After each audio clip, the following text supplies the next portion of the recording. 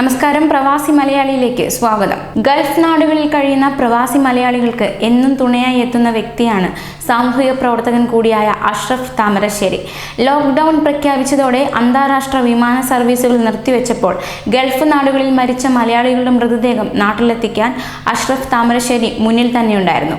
തന്നെ തളർത്തിയ പല വ്യക്തികളുടെയും വിയോഗത്തെക്കുറിച്ച് അഷ്റഫ് തന്റെ ഫേസ്ബുക്ക് പേജിലൂടെ തുറന്നു പറഞ്ഞിട്ടുണ്ട്. ഇപ്പോൾ തന്നെ ആഴത്തിൽ വേദനിപ്പിച്ച തൃശൂർ സ്വദേശി ലെനിന്റെ മരണത്തെക്കുറിച്ചും പ്രവാസികൾ നേരിടുന്ന ബുദ്ധിമുട്ടുകളെക്കുറിച്ചും തുറന്നു പറയുകയാണ് അദ്ദേഹം. കഴിഞ്ഞ ഞായറാഴ്ച ഫുജൈ റെയിൽ വെച്ച് ഇന്ധന ടാങ്കർ ഡിവൈഡറിൽ ഇടിച്ച് മറിഞ്ഞാണ് തൃശൂർ മണലൂർ സ്വദേശി ലെനിൻ മരണപ്പെട്ടത്. ലെനിൻ മരണപ്പെട്ടതിന്റെ പിറ്റേ ദിവസം രണ്ടാമത്തെ മകന് 90 ദിവസം തികയുകയായിരുന്നു. ആ കുഞ്ഞു മുഖം കാണാൻ കഴിയാതെ ലെനിൻ ദൈവത്തിന്റെ സന്നിധിയിലേക്ക് മടങ്ങി.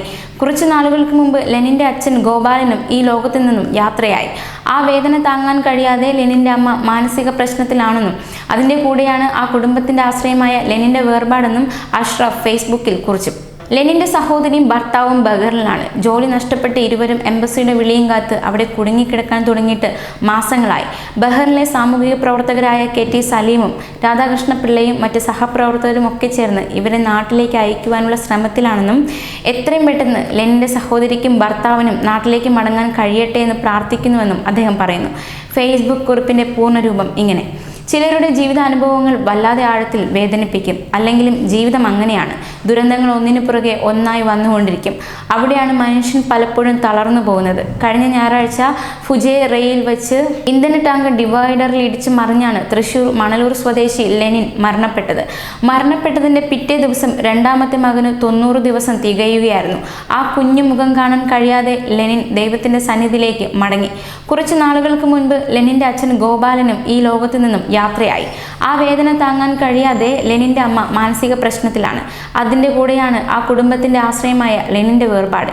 എങ്ങനെ സഹിക്കാൻ കഴിയും ആ അമ്മയ്ക്ക്? അതുകൂടാതെ പറക്കമുറ്റാത്ത 2 കുഞ്ഞു മക്കളുമായി ലെനിന്റെ സഹധർമ്മിണി രാജി, ആകെയുള്ള ഒരു സഹോദരിയും ഭർത്താവും ബഹറിലും. ജോലി നഷ്ടപ്പെട്ട് ഇരുവരും എംബസിയുടെ വിളിയും കാത്ത് അവിടെ കുടുങ്ങിക്കിടക്കാൻ തുടങ്ങിയിട്ട് മാസങ്ങളായി. ബഹറിലെ സാമൂഹിക പ്രവർത്തകരായ KT സലീമും രാധാകൃഷ്ണ പിള്ളയും മറ്റ് സഹപ്രവർത്തകരും ഒക്കെ ചേർന്ന് ഇവരെ നാട്ടിലേക്ക് അയക്കുവാനുള്ള ശ്രമത്തിലാണ്. എത്രയും പെട്ടെന്ന് ലെനിന്റെ സഹോദരിക്കും ഭർത്താവിനും നാട്ടിലേക്ക് മടങ്ങാൻ കഴിയട്ടെ എന്ന് പ്രാർത്ഥിക്കുന്നു. നമുക്ക് പ്രിയപ്പെട്ടവർ മരണപ്പെടുമ്പോൾ അവർ മരിച്ചുവെന്ന് നാം പൊരുത്തപ്പെടുന്നത് മരണപ്പെട്ടവരുടെ മൃതശരീരം കാണുമ്പോഴാണ്. അതിനുള്ള അവകാശം പോലും ഇന്ന് പ്രവാസികൾക്ക് നഷ്ടപ്പെട്ടിരിക്കുന്നു, അല്ലെങ്കിൽ നഷ്ടപ്പെടുത്തിയിരിക്കുന്നു.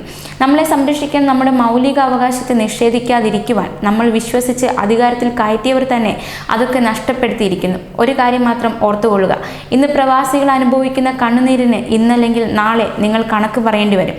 അഷ്റഫ് താമരശ്ശേരിയുടെ ഫേസ്ബുക്ക് പോസ്റ്റ് ഇവിടെ അവസാനിക്കുന്നു. കൂടുതൽ വാർത്തകൾക്കായി ഈ ചാനൽ സബ്സ്ക്രൈബ് ചെയ്യുക.